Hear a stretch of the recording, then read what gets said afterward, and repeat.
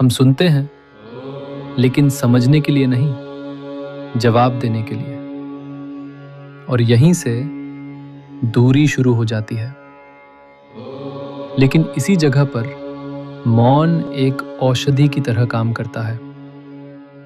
जब आप किसी को पूरी शांति से बिना टोके सुनते हैं, तो सामने वाला खुद को वैल्यूड, अंडरस्टूड महसूस करता है। यही मौन की असली शक्ति है, जो बिना एक शब्द कहे बड़े बड़े विवादों को शांत कर देती है। रिश्तों में मौन का मतलब उदासीनता, इग्नोरेंस नहीं है, बल्कि उपस्थिति है। कई बार आपके अपने लोगों को आपकी सलाह की जरूरत नहीं होती, उन्हें चाहिए होती है आपकी खामोश मौजूदगी। जब आप कम बोलते हैं, तो आप एक बेहतर लिसनर बनते हैं। आप सिर्फ शब्द नहीं सुनते, आप उनके पीछे छिपे दर्द, डर और खुशी को महसूस करते हैं। मौन आपको वो धैर्य देता है जिससे आप लोगों की कमियों को स्वीकार करना सीखते हैं।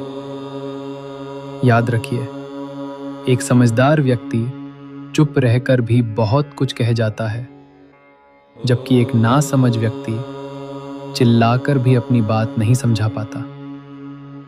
कम बोलने से आप अपने पार्टनर, परिवार और दोस्तों के साथ एक गहरा मानसिक जुड़ाव महसूस करते हैं। ये आपकी इंटरपर्सनल एनर्जी को बचाता है और उसे बदल देता है प्यार, समझ और सहानुभूति में। आखिर में, मौन एक ऐसा पुल है जो दो दिलों को शब्दों की बैसाखी के बिना ही जोड़ देता है। प्राचीन भारतीय संस्कृति में मौन व्रत का एक विशेष महत्व रहा है, लेकिन यह सिर्फ परंपरा नहीं है, यह एक गहरी आध्यात्मिक प्रक्रिया है। जब हमारी बाहरी इंद्रियां, जैसे वाणी, शांत होती हैं, तो हमारी आंतरिक इंद्रियां जागृत होने लगती हैं। कम बोलने से आपकी प्राण ऊर्जा ऊर्ध्वगामी होने लगती है, और यही ऊर्जा आपको भीतर से बदलना शुरू करती है। महान संतों ने कहा है, ईश्वर की भाषा मौन है, बाकी सब केवल अनुवाद है। जरा इस बात को महसूस कीजिए, जब आप व्यर्थ की बातों से अपनी ऊर्जा बचाते हैं, तो वही ऊर्जा आपके इंट्यूशन, आपके अंतर्ज्ञान को तेज कर देती है। आपको सही समय पर सही निर्णय लेने की एक स्वाभाविक प्रेरणा मिलने लगती है। अब जरा भविष्य की कल्पना कीजिए। आने वाले समय में शोर और भी बढ़ेगा। सोशल मीडिया का शोर, सूचनाओं का शोर और विज्ञापनों का शोर। ऐसे में वही व्यक्ति मानसिक रूप से स्वस्थ और सफल रहेगा जिसने मौन की कला सीख ली है। कम बोलना आपको भीड़ से अलग एक विशिष्ट पहचान देता है। यह सिर्फ आदत नहीं, यह आपकी आंतरिक शक्ति का प्रदर्शन है। इस वीडियो को देखने के बाद अपने जीवन को एक प्रयोगशाला की तरह देखें। आने वाले 7 दिनों तक मौन का एक छोटा सा प्रयोग करें। आप महसूस करेंगे कि सिर्फ आपकी मानसिक ऊर्जा ही नहीं बच रही, बल्कि आपकी एकाग्रता, रचनात्मकता और शांति भी कई गुना बढ़ रही है। क्योंकि मौन वह शून्य है जहां से सब कुछ शुरू होता है। तो अपनी इस आंतरिक शक्ति को पहचानिए, इसे संजोइए और इसे बनाइए अपनी सबसे बड़ी जीत का आधार। और हमेशा याद रखिए, जो चुप रहना जानता है वह पूरी दुनिया को जीत सकता है, क्योंकि उसकी शक्ति हमेशा उसके नियंत्रण में होती है। अब सवाल ये है कि मौन की इस शक्ति को हम अपने रोजमर्रा के शोर शराबे वाले जीवन में लागू कैसे करें? क्या इसके लिए हमें सब कुछ छोड़कर संन्यास लेना पड़ेगा?